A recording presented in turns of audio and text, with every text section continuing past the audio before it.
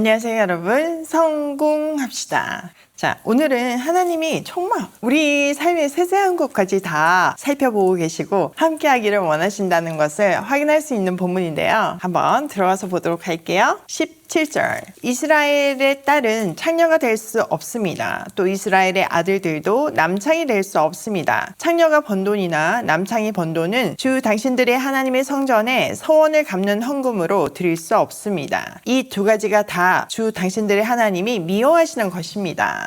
우선은 이스라엘 백성들은 창녀나 남창이 될 수 없대요. 또 그들이 그 일로 얻은 수익으로 예물을 드릴 수 없대요. 자, 가장 근본적인 이유는요, 가나안이나 고대 근동 문화에서 남창과 창녀는 우상 숭배와 연관이 있는 직업이었어요. 그러니까 이방 종교의 예배와 관련이 있는 직종이었죠. 그러므로 언약 백성은 당연히 그런 직업을 가지는 게 금지된 거죠. 더불어서 그렇게 번 돈으로 헌금할 수 없는 거예요. 이 원리를 통해서 우리는 음란이나 어떤 부정 수익으로 하나님께 헌금을 한다고 해도 하나님이 기뻐하시지 않는다는 원리를 찾을 수 있어요. 사실 하나님은 온 우주를 소유하신 분이잖아요. 그러니 우리가 드리는 그 헌금 금액이 얼마나 중요하겠어요? 아무 의미가 없는 거죠. 하나님은 우리가 어떤 삶의 태도를 가지고 어떤 마음으로 벌고 드리냐에 관심이 있으세요. 우리도 그 부당한 이익이나 또 뭐 착취나 탈세나 뭐 이런 어떤 부당한 이익이 아닌 정직한 소득과 삶으로 하나님께 예배해야 하고 헌금을 드려야 해요.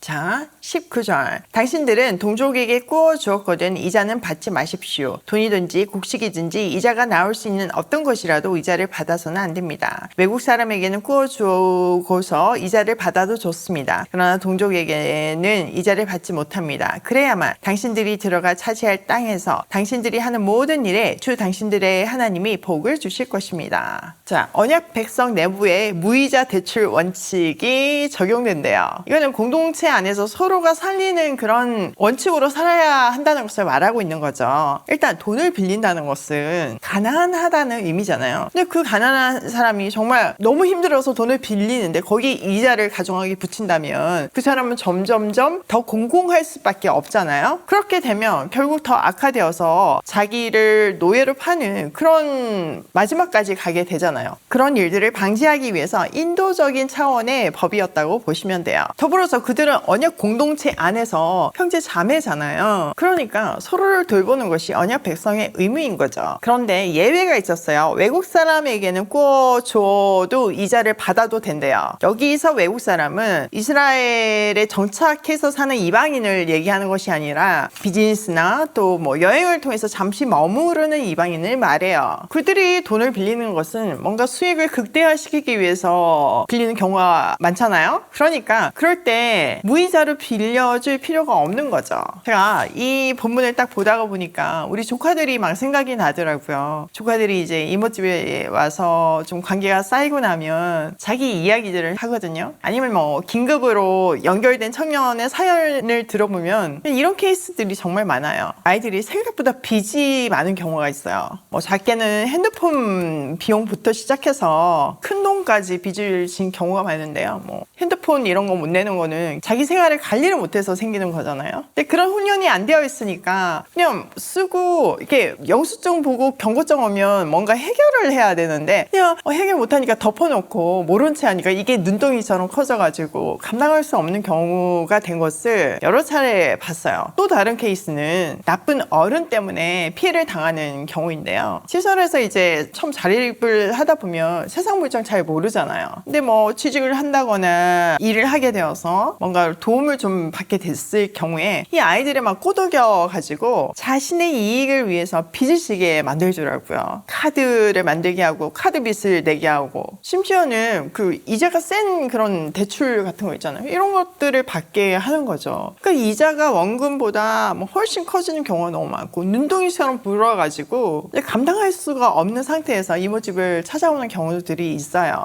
이 일이 이미 벌어진 상태지만 지금이라도 그 아이들 상태들을 정리하면서 그런 상황에서 끊어낼 수 있다는 것이 너무 감사해요. 그런데요, 저희는 그냥 돈을 갚아주지는 않아요. 아이들이요, 그렇게 문제 해결하는데 너무 익숙해 있는 거예요. 뭐 문제 발생하면 누군가는 도와주겠지. 스스로 뭔가 해결할 의지가 없더라고요. 그래서 저희는 때로는 단호하게 스스로 일어나게 돕고 뭔가 뭐부터 갚아야 되는지, 그런 일이 다시 발생하지 않으려면 내 생활에서 어떤 것들이 절제돼야 되는지 그렇게 자립시키는 것이 우리 패밀리의 이모집 방식이에요. 근데 감사하게도 아이들이 조금 알아듣고 좀 변하는 아이들도 있고요. 그냥 계속 그런 아이들도 있어요. 그렇지만 이제 상황에 따라서 저희가 단계별로 나눠서 아이들을 맞춤 도움을 해주려고 노력하는데 진짜 쉽지 않아요. 여러분 많이 기도해 주세요. 자, 21절. 주 당신들의 하나님께 맹세하여서 서원한 것은 미루지 말고 지켜야 합니다. 주 당신들의 하나님은 반드시 그것을 당신들에게 요구하실 것입니다. 그러니 미루는 것은 당신들에게 죄가 됩니다. 맹세하지 않은 것은 당신들에게 죄가 되지 않습니다. 그러나 한번 당신들의 입으로 맹세한 것은 반드시 지켜야 합니다. 당신들이 주 당신들의 하나님께 입으로 스스로 약속한 것은 서원한 대로 하여야 합니다. 자, 하나님께 서원한 것은 지체하지 말고 즉시 이행하래요. 아니면 아예 애초부터 지키지도 못할 약속 하지도 말래요. 우리가 뭐 분위기에 휘둘려가지고 아니면 열정에 휘둘려가지고 하나님 제가 이거 꼭 할게요 해놓고 안 지키면 오히려 그게 죄가 된다는 거죠. 전도서 5장에서도 서원하고 갚지 않는 것보다 서원하지 않는 게 더 낫다고 말하잖아요. 그러면 하나님 왜 이런 법을 주셨을까요? 우리가 언제 서원하는지 한번 떠올려보면 쉬워요. 급한 일이 있거나 뭔가 당장 해결해야 하거나 아니면 원하는 성취, 어떤 목적이 있을 때 우리가 하나님 이거 해주시면 내가 이런 거 할게요. 비장의 카드로 서원하는 경우 많잖아요. 그러다 보면요, 이방 종교처럼 내가 이만큼 냈으니까 이만큼 해주세요. 인풋 한 만큼 아웃풋 되기를 기대하는 기계적인 관계가 되기 쉬워요. 그런 것을 방지하기 위한 법이죠. 하나님은 우리를 어떤 직원으로 생각하시는 게 아니라 거래처로 생각하시는 게 아니라 자녀 삼으시고 인격적인 관계를 원하시잖아요. 그래서 하나님은 그런 소원 없이도 우리가 정말 필요하다면 도와주시고 조건 없는 사랑을 주시잖아요.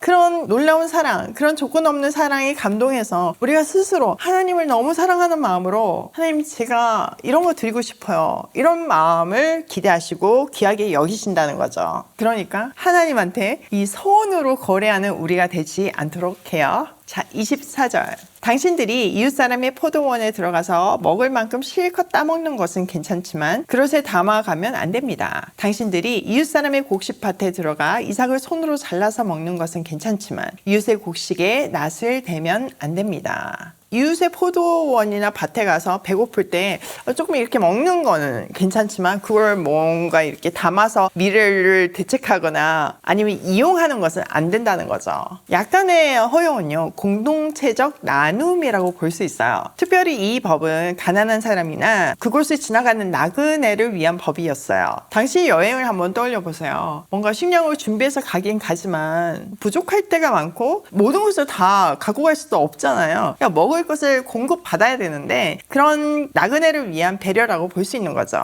무엇보다 이 배려는요, 하나님이 이 모든 것을 주셨다, 하나님의 그 은혜로 내가 이렇게 누리고 산다, 이런 고백이 전제될 때 가능했어요. 하나님이 우리의 필요를 채우시듯 도움이 필요한 사람에게 우리도 그 사랑을 흘려보내는 거죠. 그러나 이게 딱 이렇게 한 끼 분량을 넘어서는 거나 낫을 대서 어떤 기준치를 넘어서는 이런 비상식적인 것은 허용되지 않았죠. 어떻게 보면 이 사소해 보이지만 신뢰가 기반인 이웃 재산을 존중하는 규정으로 볼 수 있어요. 자, 오늘 내용을 우리 삶에 한번 적용을 해보면요. 첫 번째, 정직한 삶으로 예배하기. 하나님은 우리가 정직한 소득을 얻기 원하세요. 그것이 우리가 드리는 진정한 삶의 예배이고 하나님이 기뻐하시는 예물이에요. 두 번째, 서로를 돌보자. 진짜 여러 가지 방법으로 하나님은 사회적 약자를 돌보라고 명령하세요. 그러니까 성경은 하나님 사랑, 이웃 사랑이잖아요. 근데 그게 성경 곳곳에서 발견되잖아요. 우리가